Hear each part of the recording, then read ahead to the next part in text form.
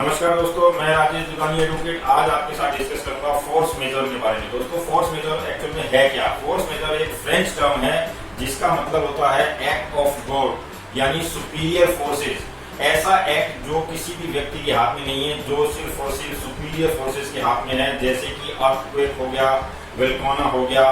यानी कि आपका बाढ़ हो गई, और नेचुरल कैलामिटीज में मान लीजिए कहीं आग लग जाती है, यानी इस तरह के कार्य जो कि किसी भी व्यक्ति के हाथ में नहीं है। तो दोस्तों, इस तरह के जो कार्य होते हैं उनके लिए कॉन्ट्रैक्ट्स में हमेशा ही एक क्लॉज रखा जाता है, जिसके तहत इस बात का पूरा जिक्र किया जाता है कि अगर कोई अनफोर्सिबल यानी अनअवॉइडेबल अगर कोई सर्कमस्टांसेस आ गई तो ये कॉन्ट्रैक्ट जो है कुछ दिन के लिए एक्सटेंड हो सकता है, सस्पेंड हो सकता है। दोस्तों, उसी के तहत ही ये फोर्स मेजर काम करता है। वैसे नॉर्मली फोर्स मेजर का सब जो है हमारे इंडियन कॉन्ट्रैक्ट एक्ट 1872 में नहीं है, लेकिन इसमें एक इम्पॉसिबल एक्ट का नाम जरूर है। दोस्तों, फोर्स मेजर जो है ज्यादातर लोग अपने इस कॉन्ट्रैक्ट्स में इसको रखते हैं, वो चाहे किसी भी नाम से हो, लेकिन फोर्स मेजर का जो एक्ट है, फोर्स मेजर का जो नाम है वो किसी एक्ट कॉन्ट्रैक्ट्स में नहीं होता। दोस्तों, फोर्स मेजर जहां पर है किसी भी कॉन्ट्रैक्ट में इंक्लूड किया हुआ, वहां पर आज के समय में जो कोरोना वायरस के कारण में लॉकडाउन हुआ है उसमें कोई भी तरह का इफेक्ट नहीं आएगा, क्योंकि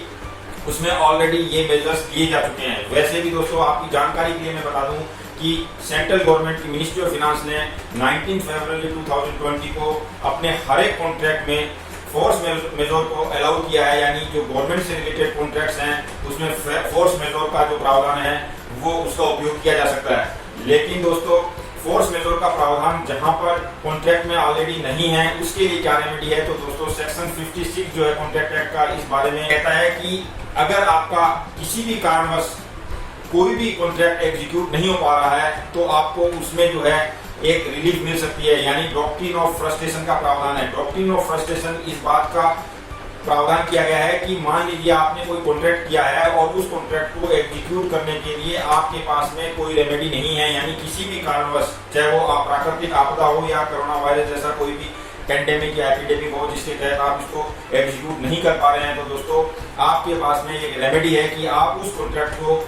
कुछ पीरियड के लिए एक्सटेंड, सस्पेंड, पोस्टपोन कर सकते हैं, और उसके ऊपर में दूसरा पक्ष जो है आपसे किसी भी प्रकार की कॉम्पनसेशन, डैमेजेस या फिर इंटरेस्ट को क्लेम नहीं कर सकेगा। लेकिन दोस्तों, इस बात को अगर कोई व्यक्ति कोर्ट में ले जाता है तो फिर आपको वहां पे इस बात को बड़े ही मजबूती से प्रूफ करना पड़ेगा कि आपने इस दौरान में अपने सारे एफर्ट किए और एफर्ट करने के बावजूद भी आप उस कॉन्ट्रैक्ट को पूरा करने में असफल रहे, तो आपको इस बात का प्रूफ देना पड़ेगा। अदरवाइज आप उस चीज पे डॉक्ट्रिन फ्रस्ट्रेशन जो है आप यूज में नहीं ले सकते। मैं आपको एक उदाहरण दे देता हूं कि अभी एयर स्ट्राइक के दौरान में पाकिस्तान ने अपनी जो एयर जो सीमा थी वो क्रॉस करती थी, उसके ऊपर से कोई भी प्लेन नहीं जा पाते थे और इस वजह से दूसरी एयरलाइंस को काफी नुकसान उठाना पड़ा था। लेकिन वहां पर वो एयरलाइंस फोर्स मेजर का जो प्रावधान है उसको उपयोग में नहीं ला सके, क्योंकि वहां पे उनके पास में अल्टरनेट रेमेडी थी जो दूसरे एयर स्पेस से अपनी फ्लाइट्स को ले जा सकते थे। तो दोस्तों, इसी तरह से फोर्स मेजर वहीं काम आएगा जहां पे आपके पास में कोई अल्टरनेटिव नहीं है। अगर अल्टरनेटिव है तो आपको पहले उस अल्टरनेटिव को यूज में लेना पड़ेगा, और अगर उससे काम नहीं बनता तब आप फोर्स मेजर का